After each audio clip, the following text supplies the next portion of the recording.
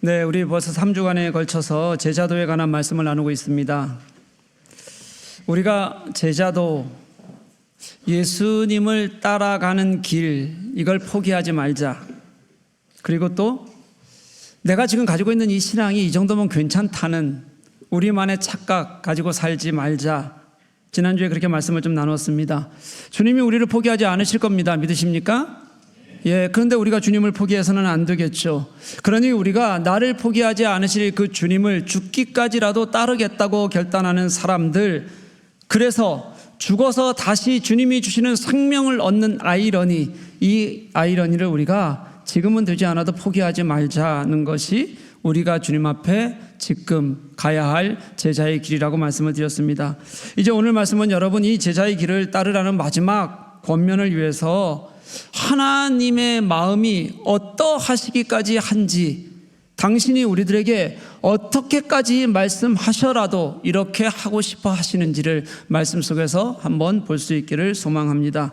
지난주에 우리가 보았던 제자의 길은 지금까지 세상에서 보았던 것과는 완전히 다른 길이었습니다. 세상은 가지려고 합니다. 높아지려고 해요. 남들보다 잘 살고 괜찮아지는 것에서 자신의 성취와 승리를 보여주는 것이 세상이라면, 제자들은 예수와 함께 죽음도 마다하지 않는 것에서, 낮아지는 것에서 승리가 무엇인지를 보여주는 사람들입니다.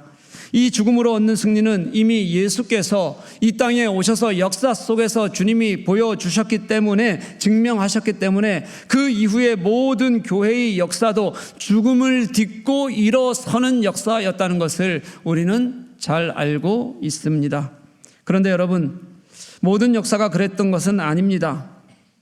교회도 늘 무너졌습니다. 무너지고 깨어지는 일들이 교회도 반복되었습니다. 특히 교회가 언제 그렇게 무너졌냐면, 복음이 부끄러워지는 세대에 그렇게 교회는 급격하게 무너지고 사회는 하나님을 떠나는 사회가 되었습니다. 복음이 부끄러워진다는 것은 여러 이유가 있을 수 있지만, 여러 가지 현상을 말할 수 있겠지만, 오늘 본문에서는 하나님을 전적으로 신뢰하지 못하고 교회가 세상의 시각과 방법으로 살아갈 때 복음은 신자들에게도조차 부끄러운 것들, 내가 신자라는 것을 나타내기조차 부끄러운 것들로 변질되고, 그래서 그 복음이 무너지고 하나님의 교회가 무너지는 일들이 늘 반복되었습니다. 주님은 이런 우리를 돌이키게 하시려고, 포기하지 않으시고 끝까지 붙드시려고 오늘 우리에게 충격적인 방법으로 말씀을 해주시는데, 그게 뭐냐면 심판 경고입니다. 우리는 인자가 아버지의 영광으로 다시 오실 때 재판관 되시는 예수님 앞에 설 것이다 라고 오늘 말씀은 그렇게 가르쳐 주세요. 그러면서 예수께서 이 세상을 뭐라고 규정하냐면, 음란하고 죄 많은 세상, 이렇게 규정하셨어요. 이건 예수님이 세상을 보는 분명한 규정이고 시각입니다. 마태복음에서는 뭐라고 표현했냐면, 악하고 음란한 세대라고 표현하기도 했고요, 믿음이 없고 패역한 세대, 이렇게 말하기도 했어요. 세상은 하나님을 진심으로 사랑한 적이 없습니다. 여러분, 세상은 하나님을 사랑하지 않는데 세상 속을 살아가는 우리 그리스도인들은 그럼 어떻게 살아가야 하는 걸까요? 우리의 태도가 남습니다. 예수님은 죄 많고 음란한 세대라고 말씀하시는 그 세상에서, 그 세상이 추구하는 것들 다 따르면서, 그러면서 예수님을 진실하게 믿을 수가 없다는 것을 지금 우리들에게 3주에 걸쳐서 계속 말씀하고 있는 겁니다. 그러면 사실 우리가 진짜 예수를 믿는다면 어떤 순간이든 우리는 세상인지 예수 그리스도인지를 선택해야 하는 시간이 늘 찾아오게 되어져 있다는 거예요. 그 순간에 나는 세상을 선택하는 것, 이게 바로 예수님을 부끄럽게 여기는 일이라는 것을 오늘 말씀 속에서 우리들에게 분명하게 가르쳐주고 있습니다. 때로는 사소한 일에서부터 때로는 큰 결단까지 우리는 예수를 그렇게 부끄러워하고 살아가고 있는 겁니다. 그러니 예수님은 당시의 제자들에게는 이 세상의 눈으로 보기에는 수치스럽고 부끄러울 수밖에 없는 십자가의 예수, 그 죄인이 져야 하는 십자가의 예수를 피하지 말라고 우리들에게 계속 말씀하시는 거고요. 그게 지금 이 시대를 사는 우리들에게는 세상과 맞서서 예수 그리스도가 우선순위가 되면 안 되겠니? 그래야 한다는 것을, 그게 제자가 함께 걷는 길이라는 것을 계속해서 가르쳐 주시는 것이 오늘 말씀이고 제자에 관한 말씀이에요. 우리들에게는 세상보다 주님께 우선순위를 들고 예수를 따르는 일을 포기하지 말라고 계속해서 가르치시는 거예요. 세상은 주님의 뜻과 방법을 좋아하지 않습니다. 세상은 주님의 뜻과 방법에서 늘 자신들의만의 것으로 승리하고 싶어 합니다. 그러니까 우리가 주님의 편에 서지 않으면 주님이 영광으로 이 땅에 오시는 그때 우리가 주님 편에 없기 때문에 주님도 우리를 부끄러워하신다는 것이 오늘 말씀의 핵심이에요. 우리를 당신 편에 세우지 못하신다는 거예요. 우리가 이미 어느 편에 있기 때문에요? 세상 편에 있기 때문에요. 예수님의 말씀은 분명합니다. 세상이 주는 유익보다 예수께서 재판정에 앉아서 우리들을 판단하실 그 법정을 더 두려워해야 한다는 것이고, 그래서 우리의 자리가 어디인지를 살펴야 한다는 거예요. 세상이 주는 보장이 좋아서 예수님과 세상 사이에서 양다리를 걸치지 말라는 겁니다. 양다리를 걸치면서 그것도 성경의 가르침인 것처럼, 하나님이 우리들에게 괜찮다고 말씀하시는 것처럼 우리 스스로 세상을 잃지 않기 위해 만들어 놓은 우상을 하나님의 것처럼 여기지 말라는 뜻입니다. 사랑하는 교우 여러분, 예수님이 왜 마지막 심판전까지 가지고 나와서 우리들에게 말씀하고 싶어 하시는 걸까요? 왜 이거라도 예를 들고 싶어 하시는 걸까요? 주님을 따르는 일에 여러분, 사실은 우리가 지금 해가고 있는 많은 일들이 주님을 따르는 일에 옳지 않아서 그 앞에선 변명하지 말라는 거예요. 끼워 넣지 말라는 거예요. 여러분, 단순해요. 부끄러워하다를 그냥 내 편에 두지 않다로 바꾸면 명확해져요. 여러분, 예수를 내 편에 두지 않으면 예수님도 우리를 당신 편에 두실 수가 없다는 뜻이잖아요. 예수님을 내 편에 둘 때에 그때 결국 세상 속에서 우리가 예수와 함께 승리할 수 있고, 내가 예수 편에서 주님과 함께 살아갈 수 있다는 것을 가르쳐주고 있는 것이 너무 사실은 단순한 이야기예요. 여러분, 그러니 사랑하는 여러분, 우리 주님을 부끄러워하지 않는 저와 여러분 될 수 있기를 간절히 소망합니다. 여러분, 어려울 겁니다. 쉽지 않을 거예요. 그래서 제가 지난주에 포기하지 말자고 말씀드렸잖아요. 주님을 내 편에 두어야 된다는 겁니다. 선택의 길목에 서면 주님을 선택하기 위해서 우리가 애써야 한다는 거예요. 조금 손해볼 수 있을 겁니다. 때로는 어떨 때는 죽을 것 같은 그런 어려움이나 두려움을 경험하게 될 수도 있습니다. 그런데 그렇게 어려움을 겪을 때 이것을 우리가 포기하면, 그러면 우리는 주님께 가까이 가지 못해요. 붙들고 있어도 어려운 일인데 지레 포기하고 안 된다고 생각하고 그저 내가 가지고 있는 신앙으로 만족하면서 살아가는 이것을 어떻게 우리가 나는 주님 편에 있습니다라고 진짜 고백할 수 있겠습니까? 예수께서 우리에게 내가 도무지 너를 알지 못한다, 내가 너를 부끄러워한다, 그렇게까지 말씀하셔서라도 너희들은 내 옆에 있어야 된다라고 말씀하시는, 그렇게 말씀하시고 싶어 하시는 주님의 음성을 좀 들을 수 있었으면 좋겠어요. 그게 주님의 마음이 우리에게 주시고자 하는 하나님의 뜻이에요. 내 편에 서라. 제발 좀 같이 가자. 그러면서 9장 1절에 그 영광 중에 오실 하나님 나라를 약속해요. 그런데 영광으로 임할 하나님 나라는 그럼 언제 이루어질까요? 오늘 말씀은 이렇게 말씀하십니다. 여기 있는 사람들 중에 죽기 전에 영광 중에 임하는 하나님 나라를 볼 자가 있을 거다. 보통은 여러분, 이 영광 중에 임하는 하나님 나라는 뭐를 우리가 받는 사람들이 생각했냐면 예수님의 재림으로 생각했어요. 그런데 여러분, 오늘 말씀 보니까 여기 있는 사람들 중에 죽기 전에 하나님의 영광을 볼 수 있을 거다 라는 말씀이 있어요. 그러니까 어떤 사람들은 이것을 어떻게 해석했냐면, 뒤에 바로 이제 9장의 발수로 이어지는 이 다음 본문이 뭐냐면 변화산 사건이에요. 변화산에서 예수님과 그리고 모세와 엘리야가 함께 환한 광채 속에서 그렇게 변화하셨던 그 사건이 나오는데, 아마 이 사건을 미리 말씀하신 거다라고 그렇게 해석하는 사람들도 있어요. 언제건 우리는 그것이 언제인지를 명확하게 알기는 어렵습니다. 그런데 여러분, 정말 중요한 건 시기가 아니라는 거 아십니까? 정말 중요한 건 그 권능을 우리가 보게 될 것이라는, 그리고 그 권능을 우리가 힘입게 될 것이라는 예수님의 약속, 그 약속이 훨씬 더 중요한 거예요. 이걸 자꾸 우리가 눈으로 확인하라는 것은 눈에 보이는 것으로 예수를 판단하거나 아니면 예수가 아닌 지금 눈에 보이는 것들에 익숙해서 늘 그것을 쫓아가려는 우리의 습성이 크기 때문일 거라 저는 그렇게 생각해요. 여기서 본다는 것은 여러분 물리적으로 본다는 것인지 아니면 영적으로, 아니면 영적 인식으로 본다는 것인지 정확히 알기는 어렵습니다. 그런데 여러분, 우리가 말씀을 읽어가다 보면 예수님의 죽음과 부활을 통해서, 이것을 통해서 예수님께서는 이것을 이미 우리들에게 보여주시고 계시고 해석하고 있다는 것을 말씀을 읽어가면서 우리는 사실은 이미 파악할 수 있어요. 한번 볼게요, 여러분.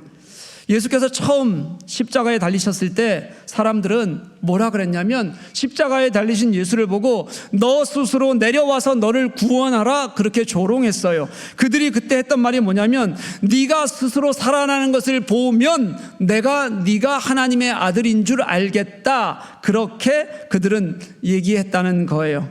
그런데 여러분, 스스로 살아서 내려오는 것을 보면 믿겠다고 했던 그 사람들의 조롱과는 달리 예수가 십자가에 못 박힐 때 그 못 박는 일을 실제적으로 도왔던 백부장은요, 예수께서 죽으시던 그 장면, 죽으시던 장면을 보고 그가 하나님의 아들이었다, 그리고 그는 진실로 하나님의 아들이었다고 고백하는 장면도 또 있어요. 여러분, 이게 완전히 다르다는 거예요. 누군가는 네가 살아나는 걸 보면 내가 하나님의 아들이겠다고 알겠다고 그렇게 그들 조롱하는 데 비해서, 어떤 이는 예수께서 죽으시는 것을 본 것이 하나님의 아들을 보는 은혜와 권능을 경험한 것이었다는 거예요. 여러분, 내가 무엇을 보고 싶어 하는지, 그 속에서 무엇을 보고 있는지에 따라서 우리는 주님을 경험하는 것이 완전히 달라진다는 겁니다. 부활 후 제자들이 예수님을 마가의 다락방에서 만났어요. 그들을 예수님을 보았다는 뜻입니다. 갈릴리로 가면 예수께서 너에게 보이실 것이라는 약속도 그들은 믿고 갈릴리로 떠났어요. 여러분, 예수를 본다는 것은, 그의 영광을 본다는 것은 우리가 보는 화려함과 우리가 보는 무슨 큰 매번 나타나는 능력으로가 아니라 진짜 예수께서 우리들에게 이미 하셨던 하나님 되심으로 우리들에게 이미 드러났고 보여졌다는 것을 여러분 믿으십니까? 그 예수 그리스도를 진짜 볼 수 있는 마음, 그 마음을 마가는 말하고 싶어 하는 것 겁니다. 우리가 예수의 영광을 본다는 것은 이미 예수의 죽으심과 부활을 통해서 그 예수를 믿는 사람들, 따르는 사람들, 그리고 그 자리에서 깨달은 사람들에게 이미 보여졌다는 것을 우리는 이제는 알 수 있습니다. 그게 언제인가가 중요한 것이 아니라 우리는 이미 능력으로 이 땅에 오셨고, 능력으로 이 땅에서 살아나셨고, 그리고 능력으로 이 땅을 살아내고 계시는 성령 하나님까지, 하나님께서 이미 이 땅에 하셨던 일들을 우리는 경험할 수 있는 사람들, 그런 사람들이 그리스도인들입니다. 그 예수를 따르는 것, 그것은 이 땅에 하나님 나라가 임한다는 것을 우리 삶 속에서 우리가 이미 실천해내고 그리고 보여주는 사람들, 그런 사람들이 그리스도인 제자라는 거예요.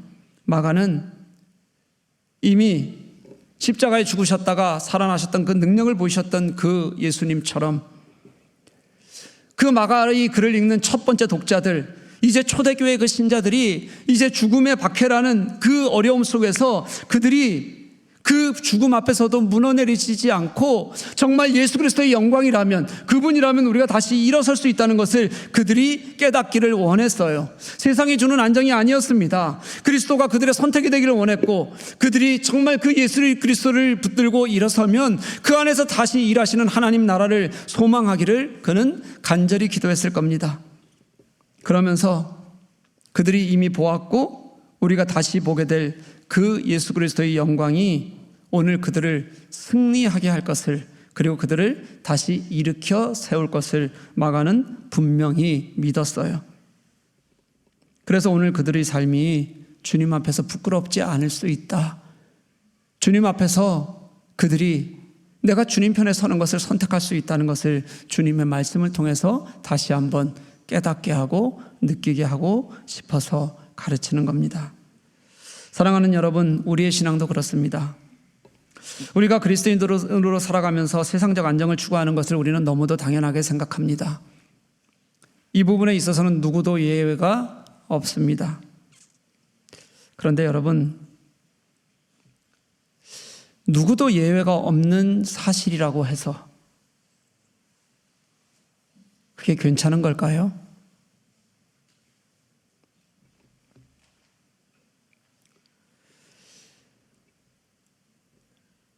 누구도 안 그런 사람이 없다고 해서 이게 정말 주님께서 원하는 삶일까요?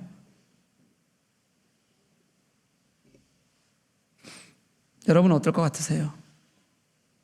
우리가 그렇게 쫓아가는 세상적 안정이 때로는 그것 때문에 주님이 저기 뒤처진 곳에서 그렇게 계셔도 정말 괜찮은 걸까요? 여러분, 이런 우리의 질문에 스스로 하나님 앞에서 대답할 수 있어야 해요. 아니면 아마 이런 생각을 하고 있을 겁니다. 우리는 세상적 유익도 누리면서 또 주님도 잘 섬길 수 있는 방법, 제3의 길이라고 표현해 볼게요. 제3의 길은 없을까? 우리가 살아가는 이 길은 제3의 길이 아닌가? 우리의 신앙의 길은 이런 굉장히 스마트한 길은 아닐까라고 생각하고 살아가는 분들도 있을 겁니다. 그런데 사랑하는 여러분, 안타깝게도 복음서를 읽어가면 읽어갈수록 우리가 오늘 읽어가는 본문 속에서도 제3의 길은 없습니다. 제3의 길이라는 건 결국 우리가 스스로 우리의 모습을 합리화하기 위한 도구에 불과합니다. 왜냐하면 많은 신자들이 신앙에서도 점점 가면 나의 필요와 나의 기분과 나의 무엇이 훨씬 더 중요해지는 그런 환경을 요구하면서 살아가거든요. 많은 신자들이 지금 나의 하나님 앞에서의 태도는 관계없어요. 내가 어떻게 하나님 앞에 하는지 나의 섬김이 하나도 없어도 상관없어요. 그저 나는 교회에 오면 편안하고 좋고 위로받고 그리고 격려받고 돌아가기를 원합니다.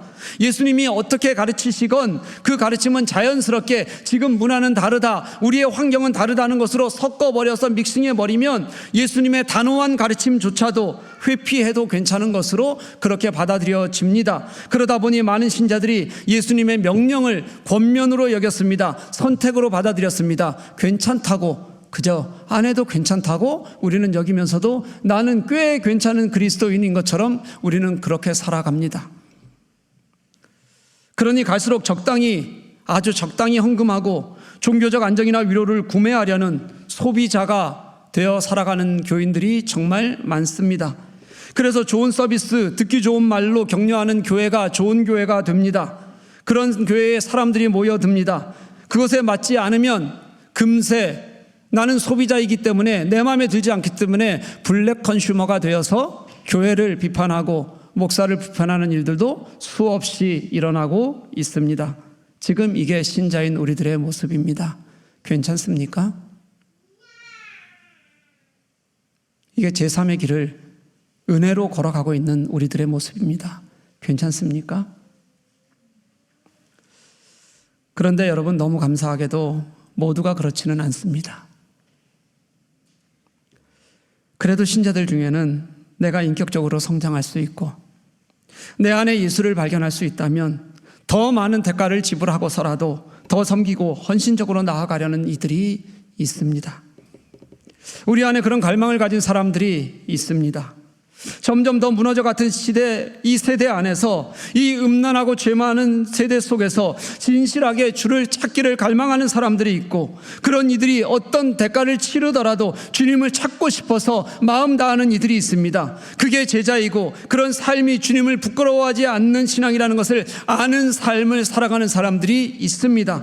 그리고 그들은 압니다. 주님의 영광은 이미 예수 그리스도의 죽음과 부활로 우리에게 보여줬다는 것을 그들은 알아요. 당신의 나라는 이제 또다시 오실 하나님의 영광으로가 아니라, 그것으로 이 땅에 이루어지는 것이 아니라, 내가 어떤 대가를 치르더라도 당신을 따르겠다는, 내가 주님의 교회를 위하여, 주님의 나라를 위하여 진실하게 당신을 만나려는 사람들, 그렇게 헌신하는 사람들을 통해서 하나님의 나라가 세워져 간다는 것을 그들은 깨닫고 알게 됩니다. 그래서 그들은 더 주님을 놓을 수가 없습니다. 저는 우리 교회 교우들이 그런 교우들이 되었으면 좋겠습니다. 진짜 그런 교우로 하나님 앞에 설 수 있었으면 좋겠습니다. 오늘 우리는 사역 자원을 받습니다. 다른 프로그램 없이 제가 아까 읽어드린 우리 교회에 이런 사역이 있습니다 소개하고 오늘 말씀으로 여러분들과 함께 나누는 것으로 마칠 겁니다. 우리가 분리개척을 앞두고 우리가 이 정도 마음 다하고 기도했으면 하나님께서 우리들에게 마음 주실 거다. 이제 빈자리는 내가 지금까지는 예배 잘 안 드렸는데 이제 매주 예배하는 것으로, 그리고 내가 지금까지는 겉에서 아무것도 안 하고 있었는데 함께 마음 쓰고 싶은 우리들의 헌신으로 채워질 것이라고 저는 그렇게 믿습니다. 더 이상 우리가 예수 그리스도를 부끄러워하지 않았으면 좋겠습니다. 이제는 주님이 무엇을 하실 것만을 점점 기대하는 것이 아니라 이미 우리 앞에 보이신 그 예수 그리스도의 영광을 우리가 볼 수 있었으면 좋겠고 따라 살았으면 좋겠다는 마음으로 여러분들에게 권면합니다. 다음 주에 분립해 나갈, 이제 파송예배에서 분립해 나갈 우리 교회, 주안의 우리 교회로 나갈 분들이 지난주까지 92명이 자원하셨습니다. 오늘도 지금 한 분 또 자원하셨고요. 열심히 섬기시던 분들이 있습니다. 어린이부 교사는 어떻게 하다 보니 20명 중에서 자원에 나가시는 분들도 있고 또 못하시는 분들도 생겨서 20명 중에서 3명이 남습니다. 20명 중에서 3명 남습니다. 싹장도 7가정 나갑니다. 우리 교회는 늘 싹장 부족한가 아까 말씀드렸죠. 음향이나 미디어팀들도 유난히 많이 비게 됩니다. 그리고 또 디자인팀은 소리 없이 사라집니다.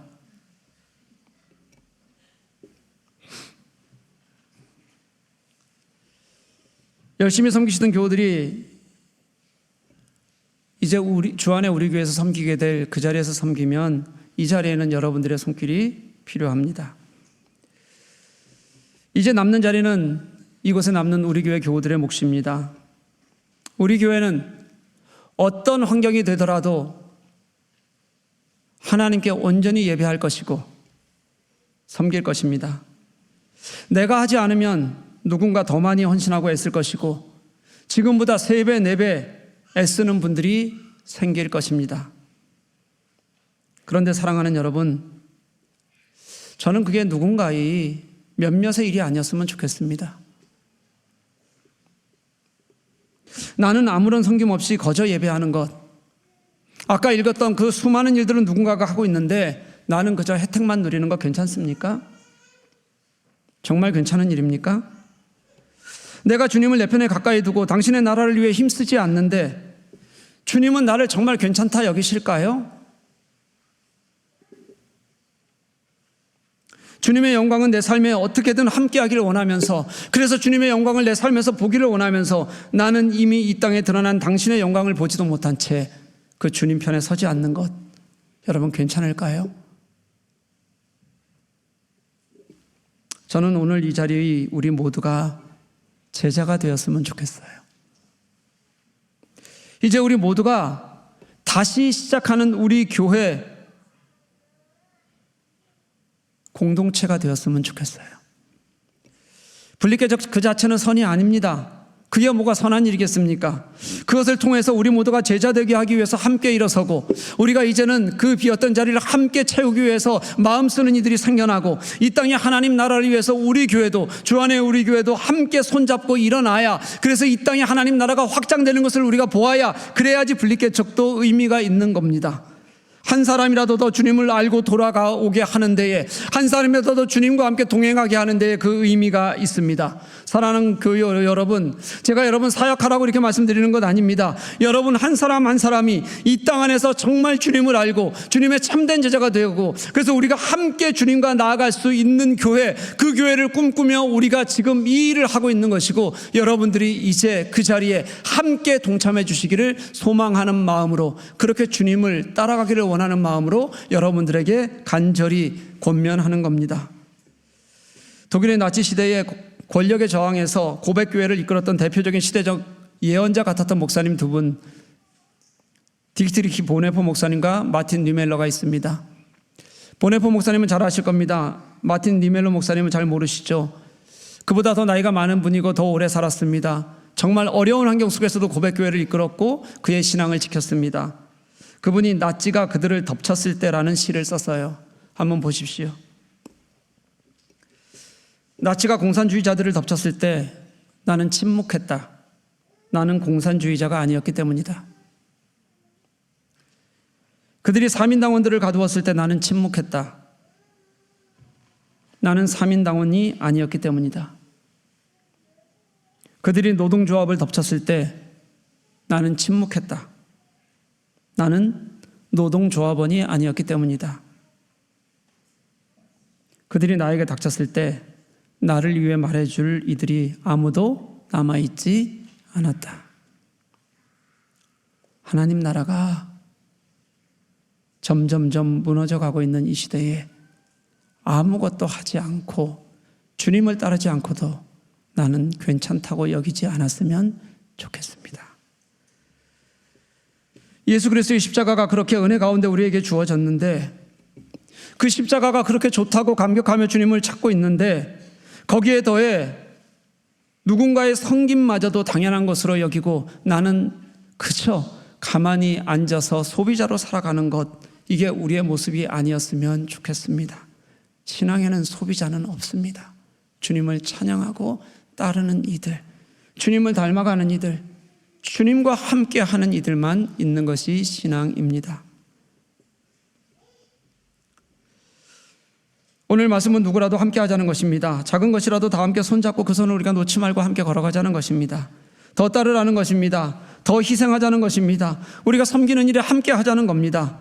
이제 내 눈앞에 있는 나의 유익과 다친 마음, 이것으로 괜찮다, 나는 하지 않을 거야 라는 그런 주님 앞에서 뻣뻣함이 주님 앞에 녹여내려져서 예수님의 눈으로 볼 수 있고 예수님을 우리가 경험할 수 있고 그분의 마음으로 우리가 이 땅의 것들을 함께 살아가기를, 우리가 교회를 함께 섬겨가기를, 그분의 십자가를 나의 영광으로 여기는 우리가 되어야 한다고 오늘 말씀은 우리들에게 가르치고 계신 것입니다.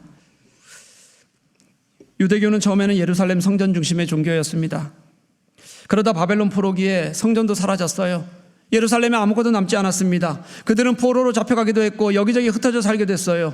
그 고난 속에서 그들은 자신들이 있는 자리, 예루살렘이 아니라도 괜찮았어요. 자신들이 있는 자리에서 예배하기 시작했습니다. 있는 자리를 소중히 여기기 시작했어요. 그 자리에 회당이 생기기 시작했고요. 그리고 그곳에서 하나님을 찬양하기 시작했어요.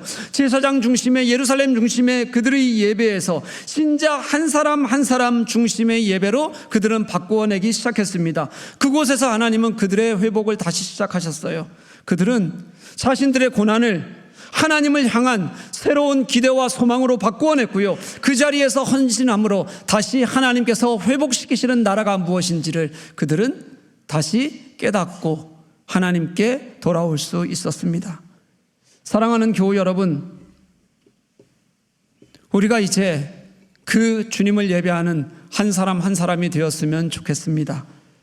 우리의 주님이 부끄러움이 아니라 주님이 우리의 기쁨이 되기를 원하고 내가 주님을 내 편 삼을 수 있는 은혜가 되었으면 좋겠습니다.